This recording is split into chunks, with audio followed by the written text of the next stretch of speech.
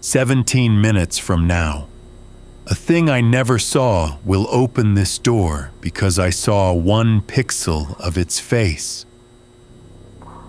I am facing the corner, nose to paint.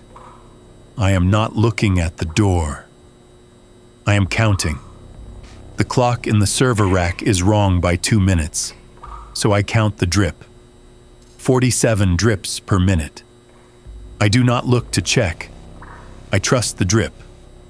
The door is steel sheet with a slit for a badge. The slit has tape over it. Matte tape. No reflection. You think I am being dramatic. I wish that was true. I want to turn around and talk to you like a normal man who made a normal mistake at work. I want to shrug and say the word accident.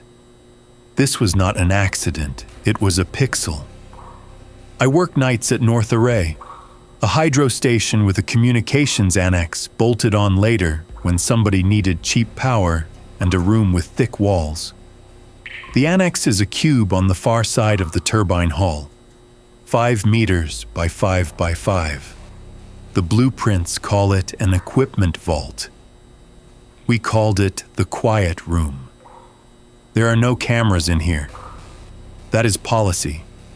We use pressure pads and laser trip lines. Old gear, no glass, no mirrored screens. The monitors are matte.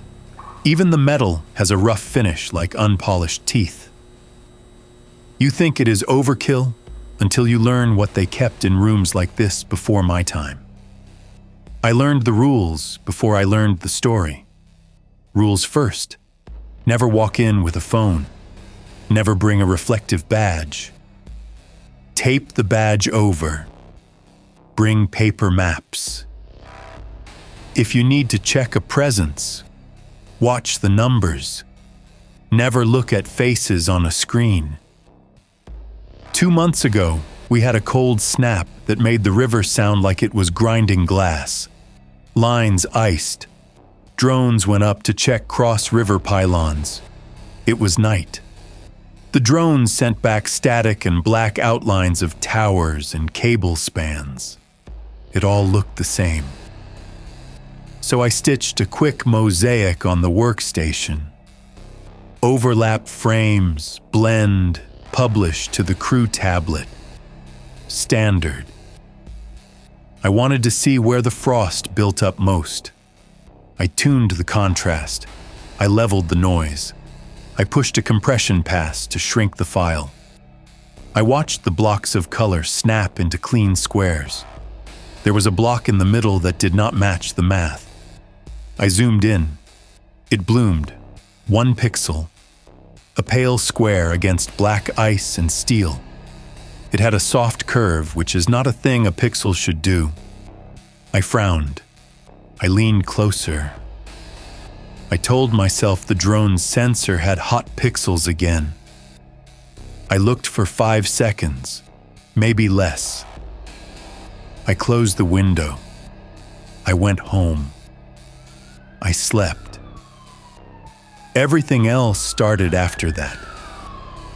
In the morning, Eli from the day shift called me at 5. He sounded winded. He said a man from the upstream ferry terminal had fallen. Everyone heard someone screaming. No one knew where it came from. The cameras all glitched out. Eli is not a believer in anything. Eli said it spooked him. He laughed. The laugh had a crack in it. I made coffee. I told him my drone mosaic looked odd. He told me to send it. I said no. I could not explain why. I remember looking at my phone and seeing my face in the black screen. It made my stomach jump. That night I came in early. The quiet room pressure pads showed a pattern. 5 steps to the east wall, 5 back. Step, step, step. It had that rhythm of someone waiting and trying not to think. There was no one in the room with me. The numbers were old, residual. I asked Anna in security why the pads were there.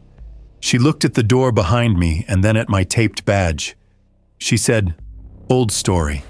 You do not want the details. Do not look at faces on any feed if you can help it." She smiled, but her eyes did not change. Then she put a sheet of paper on my desk. It was a hand-drawn sketch.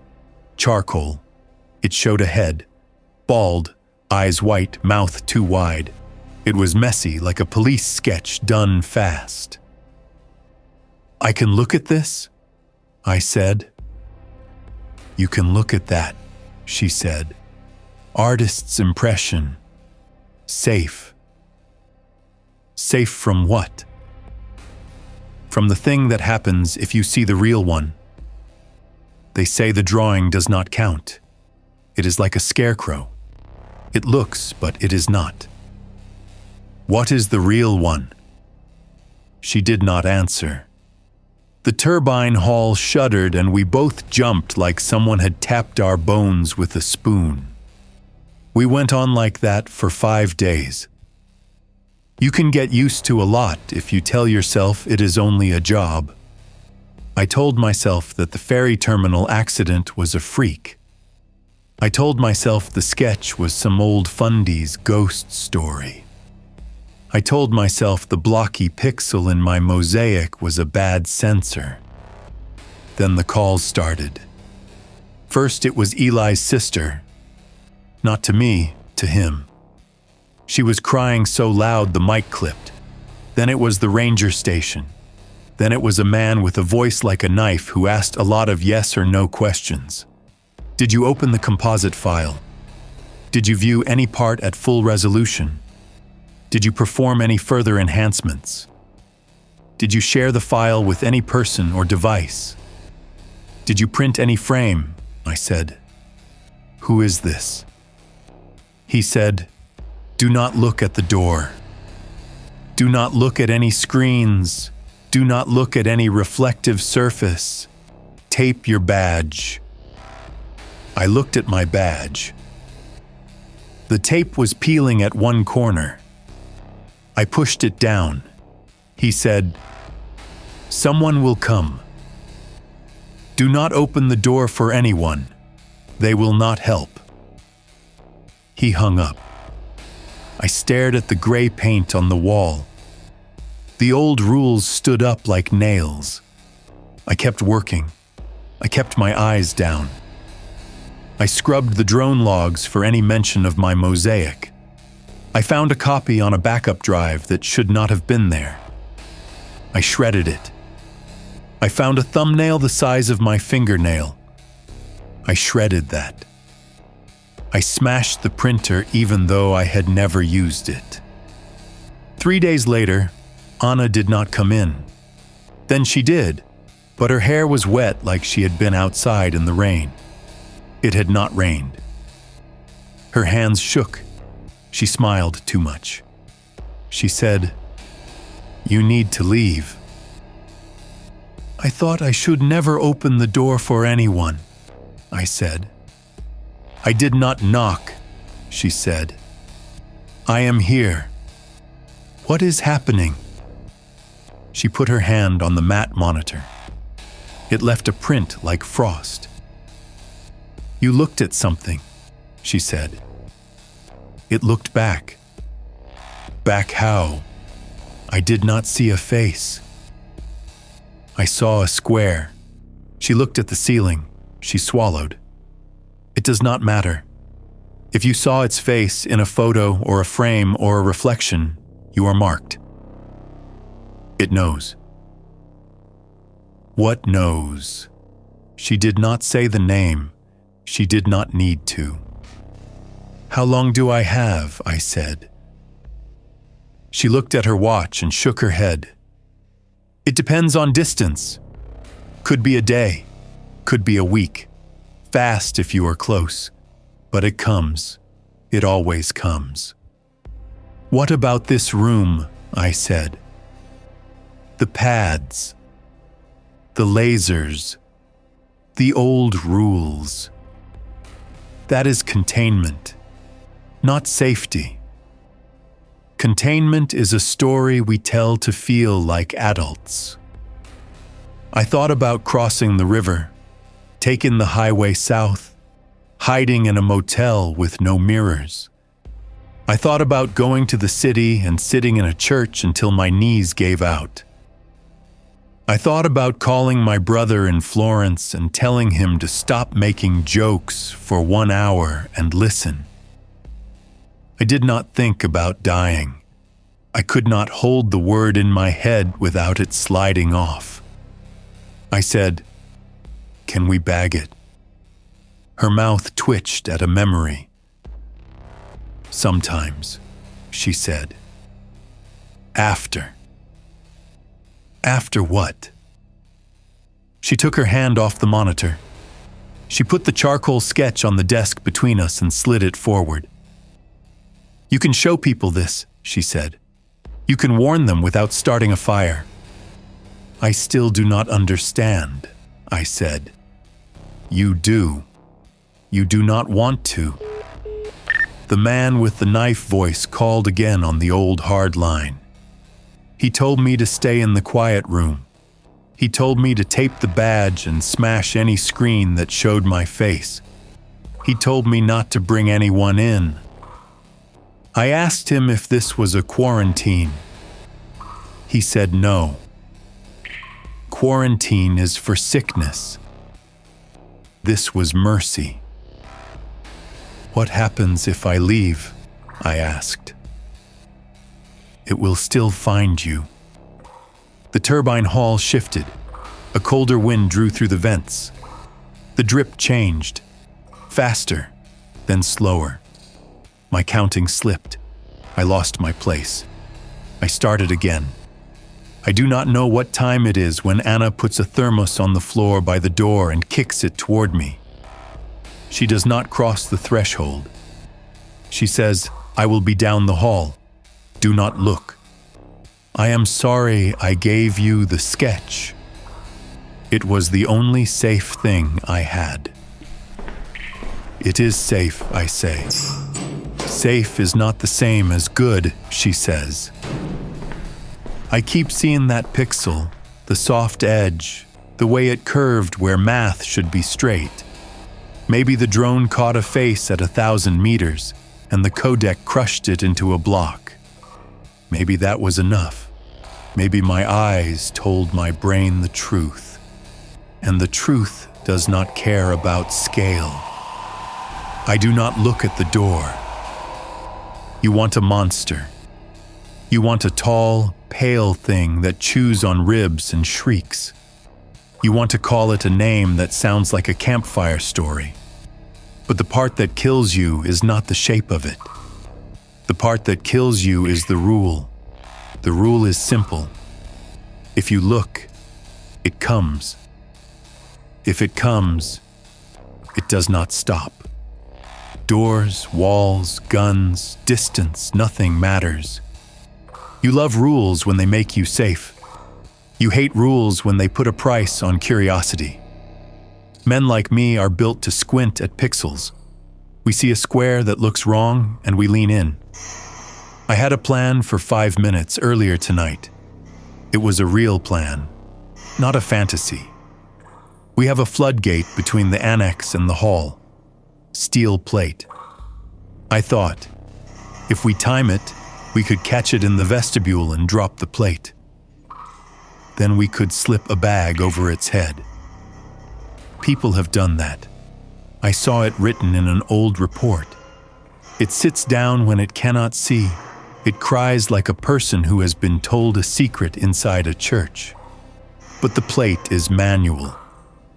Someone has to crank it from the hatch on the mezzanine. Someone has to watch. I am not going to ask anyone to watch. I am not going to turn this room into a stage. The thing about counting to control fear is that you learn how long you can talk between numbers. I can say 10 words between drips now. I could teach a class. I could love someone if I had time. I do not have time.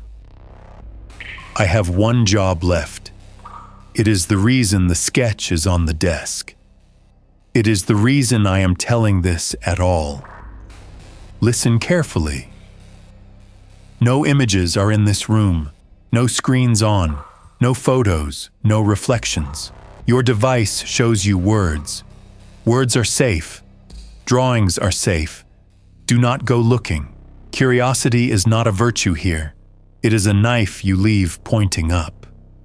If anyone sends you a picture with a pale shape in a dark place, if anyone says, "Look at this weird glitch," do not look.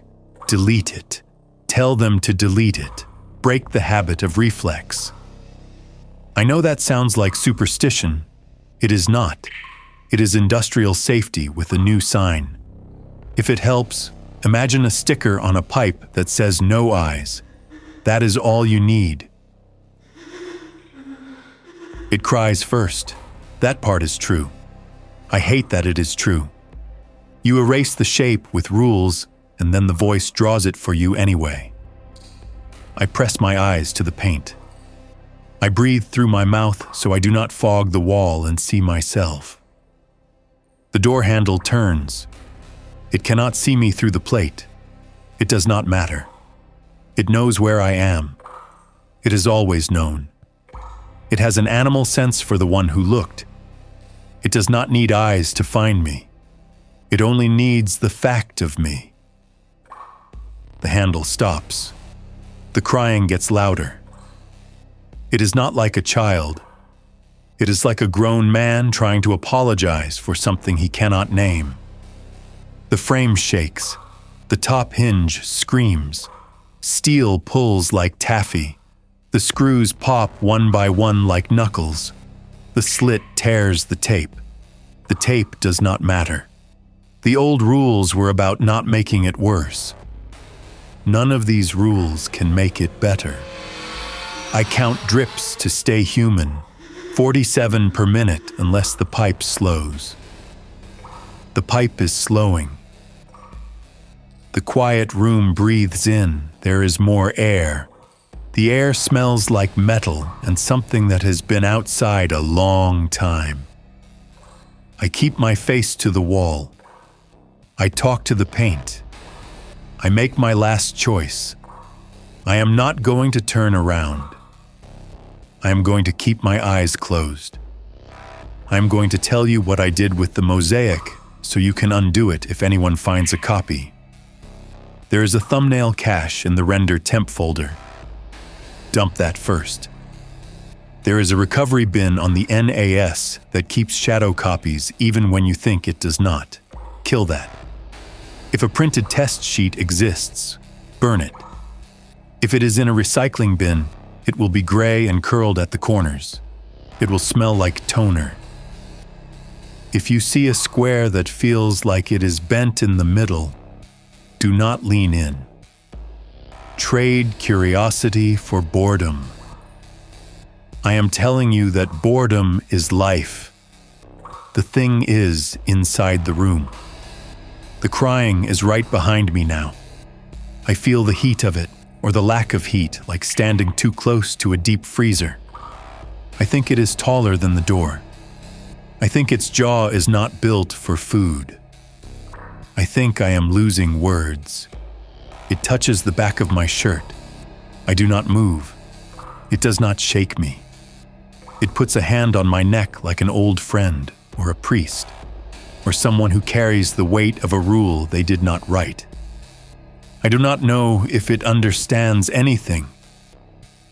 I do not think it does. I do not think it needs to.